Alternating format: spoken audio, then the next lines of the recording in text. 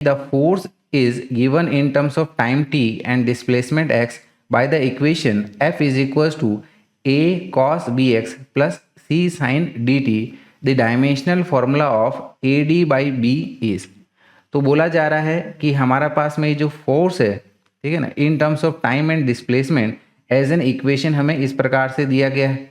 तो आपको बताना है कि यहाँ पर A इंटू डी अपॉन में B का डायमेंशनल फॉर्मूला क्या होगा।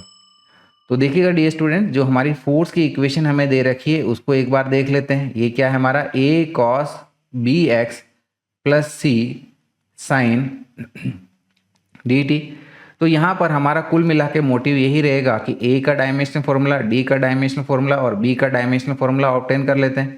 ठीक है, तो यानी कि यहाँ पर हमें C से कुल मिला के मतलब नहीं रहेगा इसको सॉल्व करने के हिसाब से।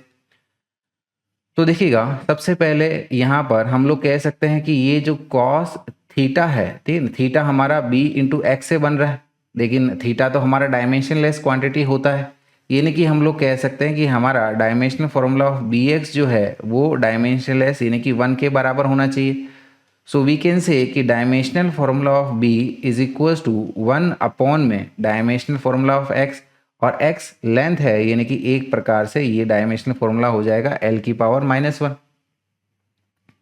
ठीक है, सेम इसी तरीके से हम लोग कह सकते हैं कि हमारा dt भी जो है वो डायमेंशनलेस क्वांटिटी है। तो वी कैन से कि dimensional formula of dt is equals to unitless dimensionless यानी कि 1 हो गया। So from here we can say कि dimensional formula of d is equals to 1 upon में dimensional formula of time, right. तो time का dimensional formula capital T होता है, यानी कि ये आ गया हमारा t की पावर -1। इसको इधर कंटिन्यू कर लेते हैं। चलिए अब बात करते हैं हम लोग आगे। अब देखिएगा a का जो डायमेंशनल फॉर्मूला है, ठीक है ना, ये ऑब्वियसली cos bx जो है डायमेंशनलेस है। प्रिंसिपल ऑफ होमोजेनिटी का यूज करते हुए हम लोग कह सकते हैं कि a का जो डायमेंशनल फॉर्मूला है वो f के डायमेंशनल फॉर्मूला के बराबर होना चाहिए। सो वी कैन से कि dimensional formula of a is equals two dimensional formula of force है, और फोर्स का डायमेंशनल फॉर्मूला होता है mL/t-2।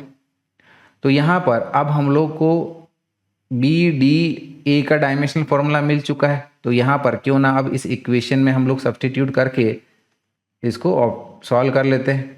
तो यानी कि dimensional formula of a into dimensional formula of d divided with dimensional formula of b, ये हमें करना है।